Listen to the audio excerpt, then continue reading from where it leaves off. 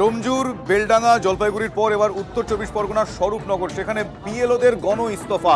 53 জন BLO তারা স্বাক্ষর করে সেই চিঠি তারা জমা দিয়েছেন বিডিওর কাছে এবং তারা একাধিক সমস্যার কথা বলছেন।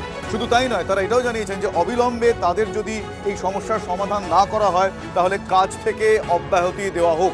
53 জন বিএলওর গণ ইস্তফা। ডোমজুর, বেলডাঙ্গা, জলপাইগুড়ির পর উত্তর চব্বিশ পরগনার স্বরূপনগরে বিএলওদের গণ ইস্তফা। দীপঙ্কর আমার সহকর্মী এই মুহূর্তে আমার সঙ্গে রয়েছেন। দীপঙ্কর, আমি জানতে চাইবো যে মূলত কোন কোন বিষয়গুলো, কোন কোন জায়গায় কি কি সমস্যার কথা তারা উল্লেখ করেছেন এবং এই চিঠির উত্তরে এখনো পর্যন্ত কোনো বয়ান বা কোনো বার্তা কিছু পাওয়া গিয়েছে?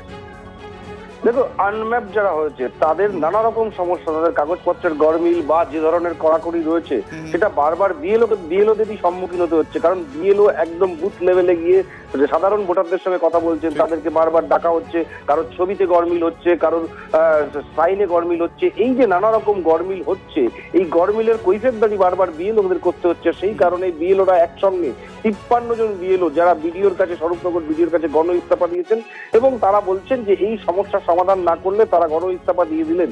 এ ব্যাপারে বিডিও স্বরূপনগর তিনি স্পষ্ট জানিয়েছেন যে আমি ঊর্ধ্বতন কর্তৃপক্ষকে গোটা বিষয়টা পাঠাবো। অর্থাৎ বিডিও তিনি ঊর্ধ্বতন কর্তৃপক্ষকে পাঠাবেন, তারা যা সিদ্ধান্ত নেবেন।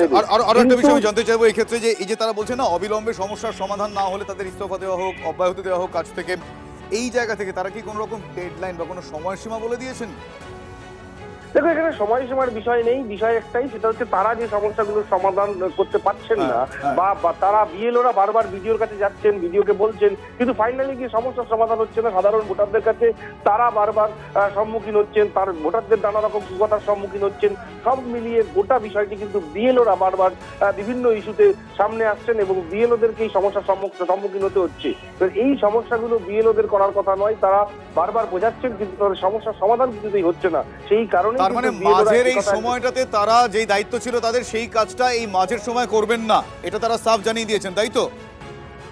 একদমই তাই। যে তারা এখন গণ ইস্তফা দিয়ে দিলেন, এর পরবর্তীতে ঊর্ধ্বতন কর্তৃপক্ষ কি সিদ্ধান্ত নিচ্ছে তার উপরে, তা না হলে কিন্তু সেক্ষেত্রে এরা কাজ করবেন না, এমনটাই জানিয়েছে। বুঝতে পেরেছি দীপঙ্কর, ধন্যবাদ তোমায়। বেশিরভাগ ডিসপিলিন যে কেসগুলো আছে যে 6+ প্রয়োজনে, অর্থাৎ একটা বাবা মায়ের 6-এর অধিক সন্তান, কিন্তু আমরা ফিল্ডে কাজ করতে গিয়ে দেখছি ওই ভোটার জানাচ্ছে যে তার 2 বা 3 বা 4, তার বেশি আদৌ বাচ্চা নেই। তাহলে এই যে বাড়তি যে 2 জন 3 জন 6 জন হয়ে গেল, বাড়তি 2 জন এইরকম কারা ভোটাররা আমাদের কাছে জানতে চাইছে। আমরা আমাদের বিডিও সাহেবকে আমাদের দাবি জানিয়েছি, তার কাছে আমরা লিখিত জমা দিয়েছি। উনি আমাদেরকে আশ্বস্ত করেছেন যে উনি হায়ার অথরিটিকে জানাবেন, তারপরে উনি যেভাবে আমাদের কাজ করতে বলবেন আমরা সেভাবে কাজ করব।